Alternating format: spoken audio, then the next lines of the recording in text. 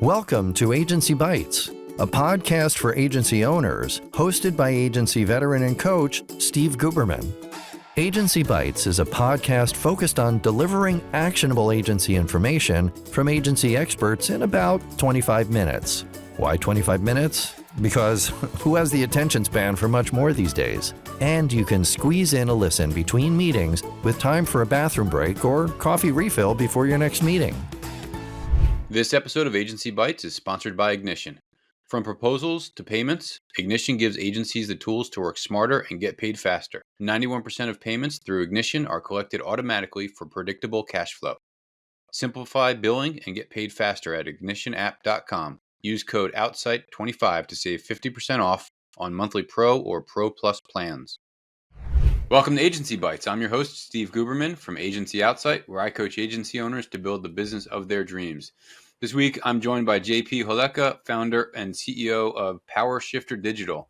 They're a Vancouver-based agency leading the charge in AI-driven digital products and content creation.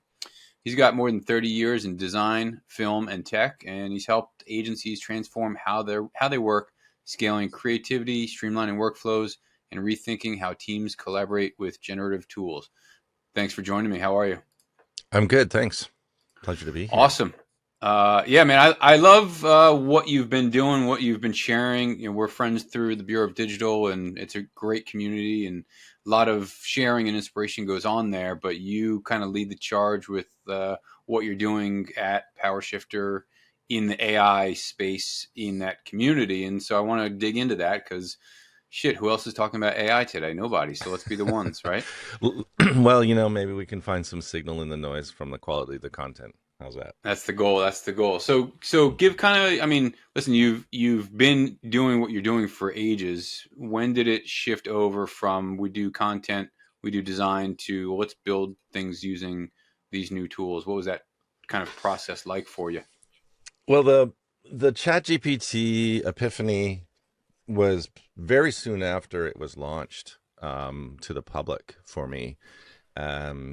And what I quickly realized as a person who's dyslexic and has ADHD was that even in the form of when it launched, it was a complete epiphany as to the things that I could now do. My vision and experience with the LLM, with GPT, was very different, I think, than most gravitated to, we can make content with a prompt. And I experienced it very differently and saw me, or what I was using it for was data analysis, for plain text data, natural language data analysis, for our research, for our user research interviews, all kinds of things in that regard. And then I realized that I've always wanted to be able to write ephemeral content, news type content, industry type content, but with the combination of my ADHD and dyslexia, I would start, and then by the time I was finished, it was literally yesterday's news, or maybe 5 days old. I never had a huge desire to write a lot of evergreen content on my own. I have over the years done a lot of it with writers, back and forth, takes several weeks, and get successful content up and running. But now I realize that I could record my articles out loud, transcribe them. I trained a GPT very early on the actual writing style that I did have, that I had done with many years, the evergreen content, and I was able to get content out very quickly. My content, not the prompt and, hey, make me something, but an editor that edited my words, which was me, the editor. So it was this weird mirror with that chain GPT. And I just kind of went from there. I went really all in on it, and started to generate my own content. And it was the same time I was working to create my own personal brand, I guess you could say, on LinkedIn. And I had just taken some training, for several months of training on what I should create. And then GPT and other LLMs meant that I could actually execute on this campaign. And so that was really, for me, the aha moment. And then there's some scant research, I think, that shows this people with dyslexia and prompts. There's some kind of correlation that we seem to be able to achieve things and prompt very well. I Hmm. got I got a lot of great results early on, and we just started to apply it internally through our my shared excitement as the leader of the agency, and then we turned it into a bit more formal, where we were tasking people within the agency to start to try, test, and explore. And then we had show and tell days early in the so every Friday we'd have a rotation. Someone would have to show something they did with some form of generative AI. It could be super simple. In fact, one of our PMs first used it to do a bunch of comparison on refrigerators where they were doing a renovation, and she showed how that worked. But that was her aha moment, because she had no contextual relevant way to explore AI, or she couldn't figure out how to make it um, work with the things that were work related. But when it came to something personal, she made that connection, and then from there, that's how she ran with it. So after that, we realized that finding ways in which to use the generative AI, it doesn't always have to be work related. If someone's got something else, like how do you unlock the way in which they can connect its power with the things they need to do? And we just kept going further and further on that front when it comes to the Interesting. operationalizing the agency. Yeah. And it's interesting because you're talking about like this content plan that you were trained on, and then here are the tools that are going to help you execute it. And so, kind of, if you take that into just a everyday agency rollout, let's let the humans build a strategy, and then let's use the tools for some of the execution work. Not all of it, Mm-hmm. right? To your point, it's you recording your voice because it's easier to do that than to go typing it. I've built prompts that interview me, and so I fire up Riverside, and I have GPT running, and it asks me questions, and I'm repeating it back, and then it converts it into content. Probably very similar to what you're talking about. Oh, excellent. See, that's a great tip. I go unprompted, and so that's great. Like, and so using the voice, the actual audible. It knows what I talk about. It knows, all of my phone calls Mm-hmm. are dumped into it from my recorder, all of my client contracts and client notes. And so it knows the regular challenges that my clients face. And so it prompts me like, hey, what's a challenge that one of your clients face this week? And I'll say, finding profitability in an organic SEO client. And then the GPT will, turn on its Diane Sawyer and start interviewing me. And then I've got all this video on here. So That's it's great. really strong. I've But I'm making a note. Anyways, you can listen back to this. There's all the notes you need in yeah, the yeah. audio when this comes out.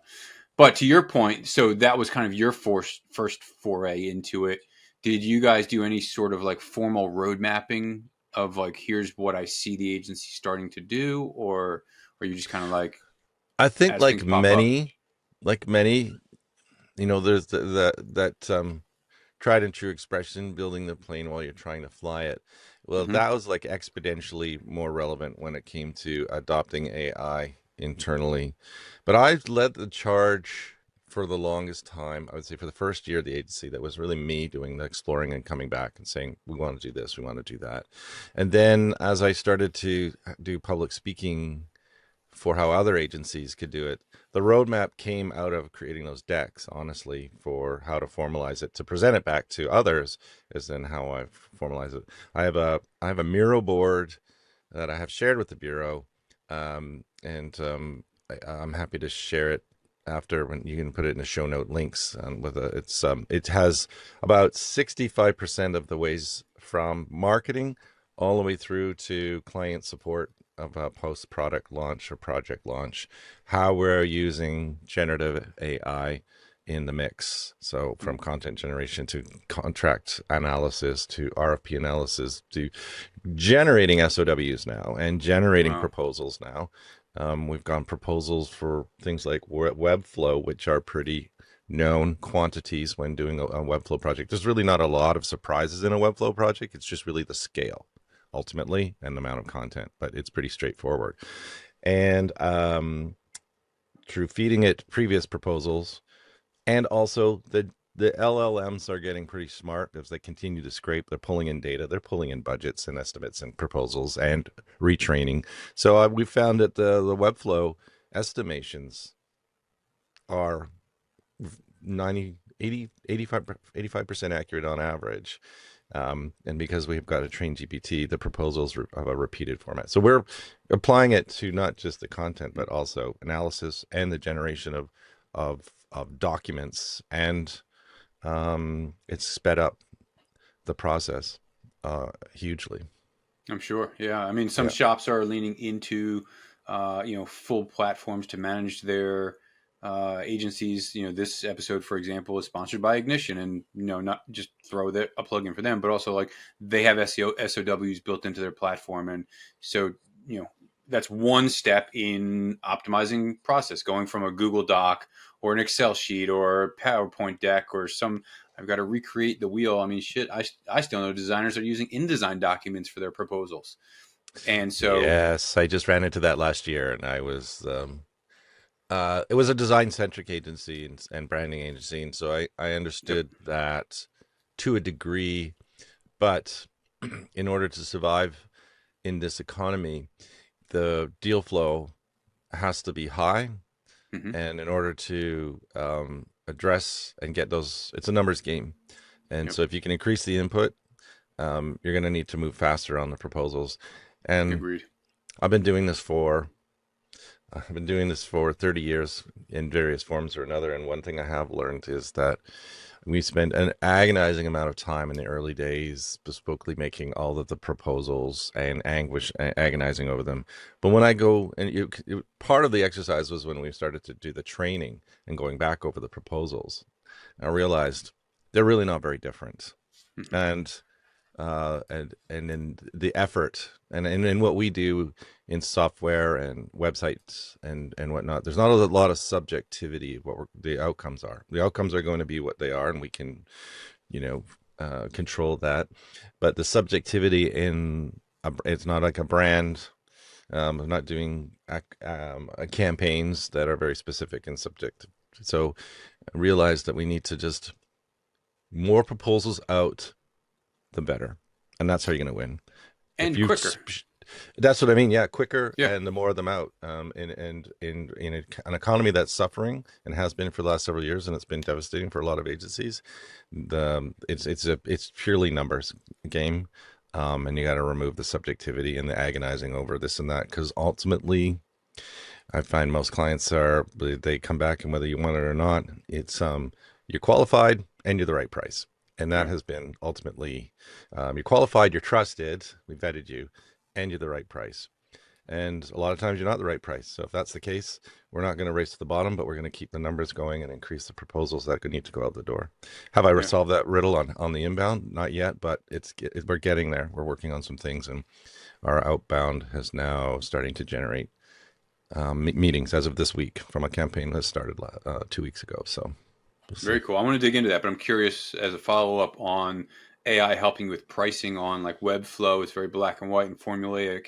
Are they able to sense buyers' intent on like additional value you can add, or we formalized it to be a $10,000 project, but I think you can ask 15K or like anything like that built into it? Not yet, but what we've done in the last few weeks is, a few things, and we're going to automate all of this together.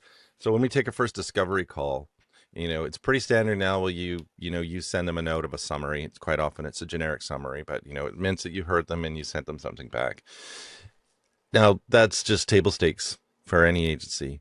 So I thought, how can we change that? So I redid it. So I did a prompt that said what we heard. So I created a what we heard on the call. It's a lot softer. It's specific. It's suggestive. Mm-hmm. If there's, it makes no, it's not assumptive in any way, right? We're still trying to build trust. Did we hear it correctly? Basically, did we hear it correctly? And this response every single time we send that email out is, "Oh God, that's amazing. Yes, you totally heard me." Just reframing the actual summary to be like that. So then I thought, how can I get one transcription from that discovery call to do multiple things? So we have a what we heard that comes from the lead on the call. And then we created a new one, which is what they said and what they meant. So it's listening. It's listening to the call And it's essentially looking at it from a client services perspective, and what are their real needs? What are they asking for? What is their sentiment? What are their potential challenges? And it kind of builds a little profile there. It's for those that were not on the call. One of the things I find the most difficult to do is communicate what is the prospective client really like in between the lines, and trying to find the time to do that. This now goes to the team to give it more of an analysis. And then we do a third breakdown is it either writes it as an RFP style, not a brief, but more writes it as an RFP, or if it's smaller, it can write it as a brief. So that I've got 3 or 4 things all coming out of the first transcript. Love So that. Yeah. yeah, but I think the analysis of the client's intent, and I actually shared it with the agency. I shared it with the bureau, the prompt, and I made a GPT, that custom prompt as well, that does it. And I should ask them and see how it's working for others. But it's been pretty cool for us so far. Every hour you spend chasing signatures or overdue invoices is time you're not growing your agency. That's why over 8,000 customers trust Ignition to automate agreements and payments, saving up to 18 hours a week. Improve cash flow without awkward follow-ups with Ignition at ignitionapp.com. Use code OUTSIGHT25 to save 50% off on monthly Pro or Pro Plus plans. Yeah, I love that. I think the core ability to record calls and then get some just breakdown for people that weren't on the call, or feed it into a CRM, or like all these different things that can be done with it is great for account management, for biz dev, for just interpreting like what the intent is, and direction you could take things. And you can train them to understand, like, is there room for upsell? Was there indication that there's other challenges that we can answer for down the road, and things like that. And I just think it's brilliant from an account management standpoint. Yeah, and that's our next step for account management. We're going to start to take every single call that we have with them, whether it's project or otherwise related, and those will go into a central. At the moment, it'll be in a G drive and we can have Gemini actually use that every time something's added to a G drive folder. It'll actually go through and do some stuff with some of the automation that we've got, to start to look at account analysis. We're a small agency. We've gotten smaller in the last few years, just from the economy being what it is. And so we're working with fewer folks. And we're also looking to not grow immensely, not from a revenue, but from a people perspective. We're going to see how lean we can keep things, so that we're more nimble and more able to adjust to the economy. We had to do several rounds of layoffs, and it's never easy for those being laid off. Of course, is the worst, but also the impact to the agency, from institutional knowledge to the emotional challenges that go with, so we were going to stay smaller, more of a Hollywood model, but so we're going to have some of these tools that will assist the teams to be able to punch a little higher above their weight until things settle in. Ultimately, it is to grow, but while things are still pretty undetermined trajectory for the next 18 months at least, we want to stay nimble. Yeah, I think it's the right model. Laying off sucks for everybody, especially the families of those impacted. But if you can grow from a top line and additional value to existing clients without adding more headcount, pulling in resources, freelancers, and building more robots as needed, like, it's a beautiful model. And why not keep going in that direction? We're going to rely on our trusted network of freelancers. We have been in this business for a long time, and we've had a lot of freelancers that have been working with us for 10 plus years, and always answer the call when we call them.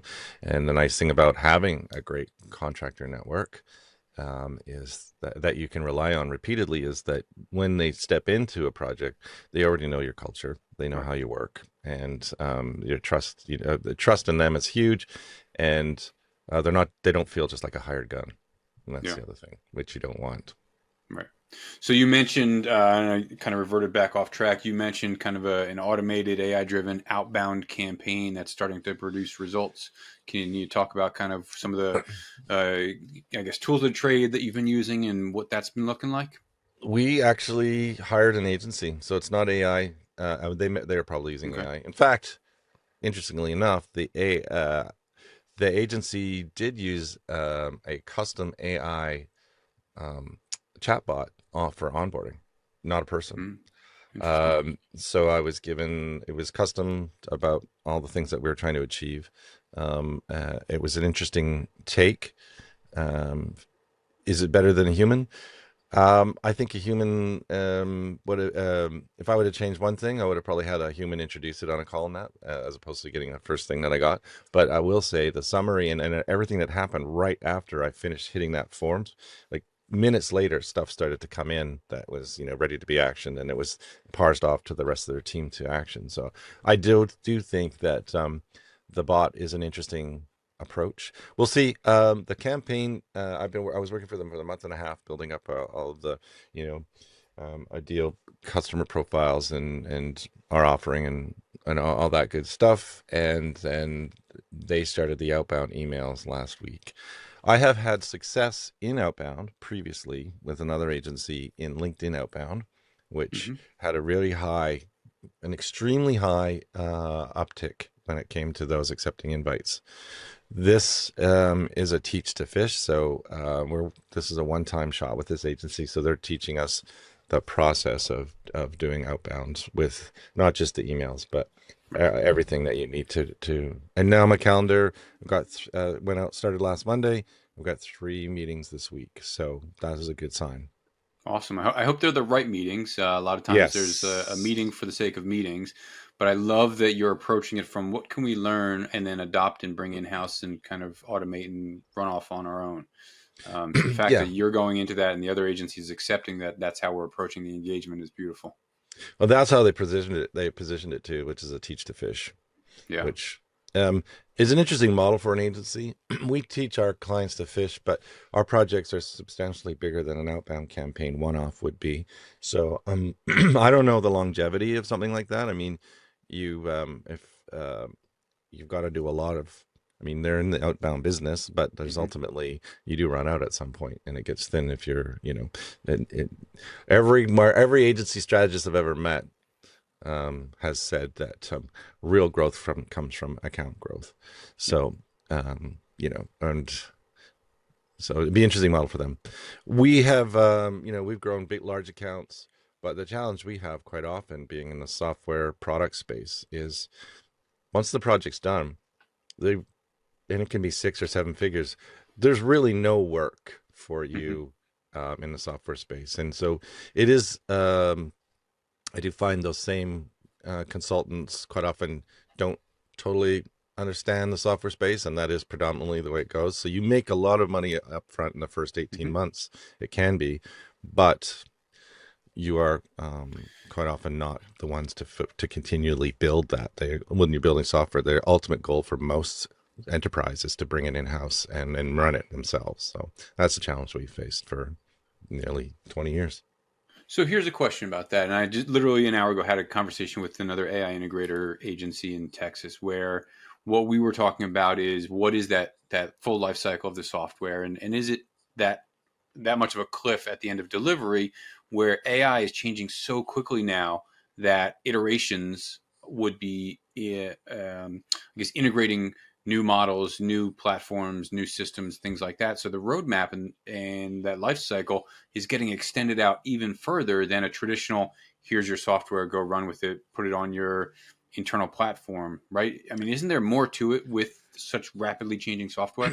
I think like the hypothesis is good. We have not experienced that firsthand just yet. A lot of the AI work that we've done have been proof of concepts, Okay. because the and enterprises are still trying to figure out where it fits in, Yeah. or can we do this, and hasn't been a huge commitment. It'll be interesting to see where we go. I feel like the with any hype cycle, you've got your, we are we are in the trough of disillusionment for sure.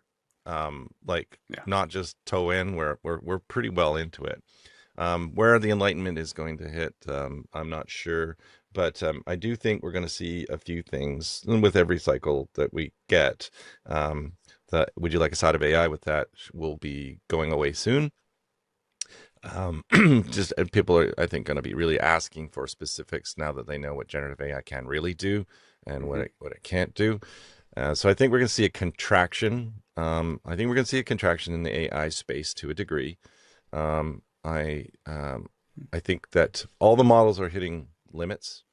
So in 2024, with exception to this year, it's a big jump with Google's Nano Banana, and that was a big jump. But ultimately, all the image models had really topped out in 2024. They cannot get past a certain amount of slop in the images or things they just can't render. They just and we're seeing the release numbers now stagnate for like 9 months, 10 months between releases of new models. Interesting. We've seen that with GPTs are still 20% error rate or imagination rate or whatever. And that number is not changing. It's like fixed. And so when you're running software, it has to have a 99.9%, accuracy rate.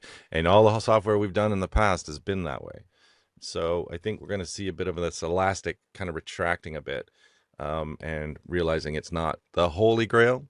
And AGI is a fantasy, how it's being defined by the CEOs today. But Yeah. it's going to find its place. And I feel this is the year where it is finding its place. It's finding its groove as a tool. There is definitely attrition that's going to happen. But I think, as my son says, and his friends have told me, it's a very small sample size, we are not going to be spending 40 or 50 years prompting. We are going to live a full life like you did. We are going to live a life in which we learn and explore firsthand. We are going to live a life where we make mistakes, and we're not going to live a life where we're sitting in front of a thing telling it what to do. And that's small sample size, and my friends' kids are creative. But when you look at things at a macro level, what these CEOs and that can't predict, and the futurists can't predict, is that they can't really predict much at a macro level, honestly, Right. because there's so many factors that we just can't take in. And then once the momentum hits, it's too late to stop it. And I could see if there's you keep unemployment long enough and enough blame goes to the fact that it's from AI, Hmm. there are groundswells, and then employers have to adjust. If all of a sudden you've got seniors retiring and there's no juniors in them because AI has replaced them, if there's going to be a continued 20 plus percent error rate in the outputs of AI and there's no solve on the horizon for it, those seniors are gone. Who's going to be overlooking?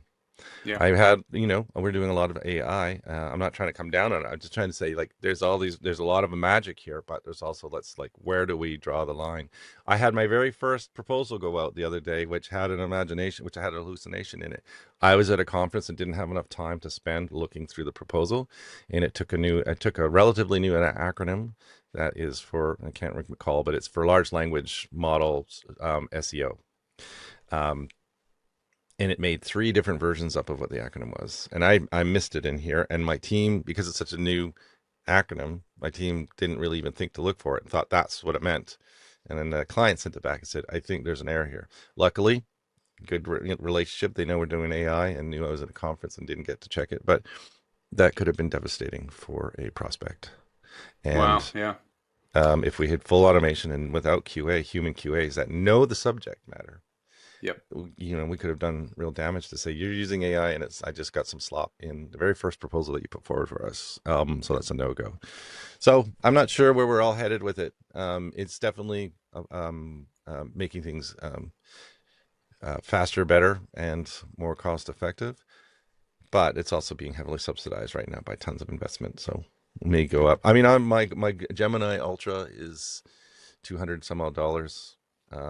I'm spending more on tools for myself than I have spent on software ever.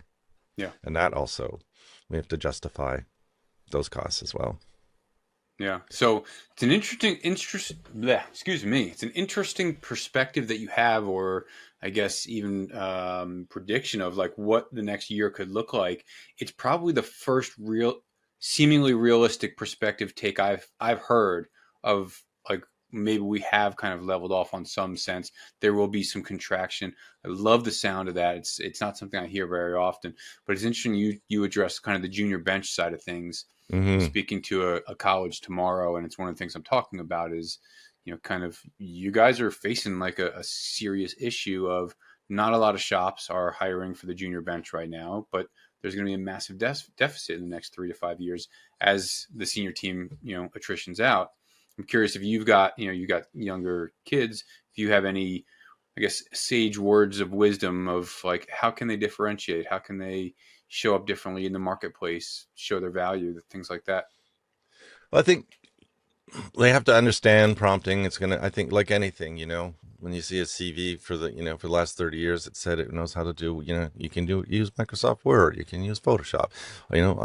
My prompting level is at, however we want to measure it. It's going to be a part of the mix. And you have to understand how LLMs work and how diffusion models work.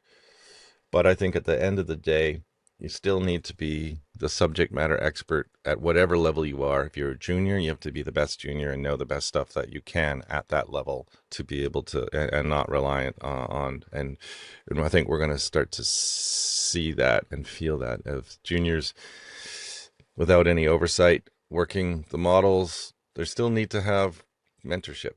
And I think it's going to take some bigger thinking and not the obvious bottom line, right? So what is the real bottom line?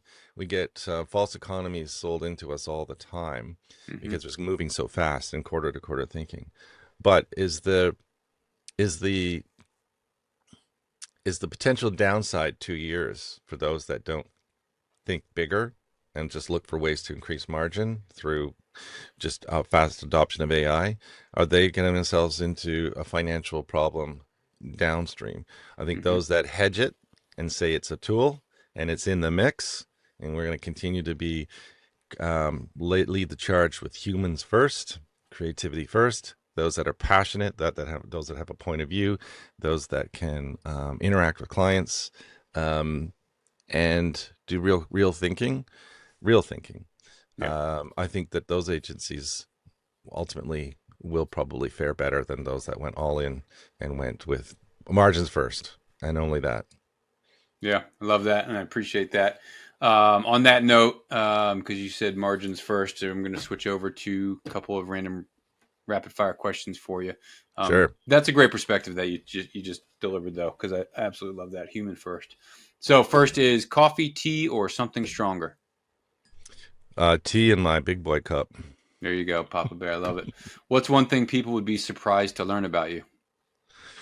Surprised to learn about me. I was a competitive fencer, and I also had I was a pole vaulter in grade 8 because my science teacher was an Olympic coach. So I did 2 real oddball sports in high school. Touche. I love it. What's one piece of advice you'd give your younger self before starting your agency? Don't be so afraid. Say more about that. Don't be so afraid of things or what people think about you, or I'm a pretty sensitive person overall, just the way my brain's wired. But I let a lot of things get under my skin for a long time if it didn't work out or someone said negative things about me. And I'm 57. It's taken a long time to get to a place where I don't let that bother me as much. I'm not going to say it's gone zero, but I can move off of things a lot quicker. And I wish that had been sooner. I spent a lot of time worrying about what other people thought. And then when I stopped worrying and started doing what I wanted, ultimately a lot of better things came out of that. Yeah, I love that, man. Oh, good stuff. JP, I am grateful for all that you shared with us today, your experience on all levels. I'll watch for the show notes for people to check out your Miro board and Power Shifter. So thank you very much for joining us. My pleasure. Thanks again for tuning in to Agency Bytes. If you know someone with expert knowledge on a topic that agency owners would love to hear about, go to agencyoutsight.com/podcast-guest and nominate them.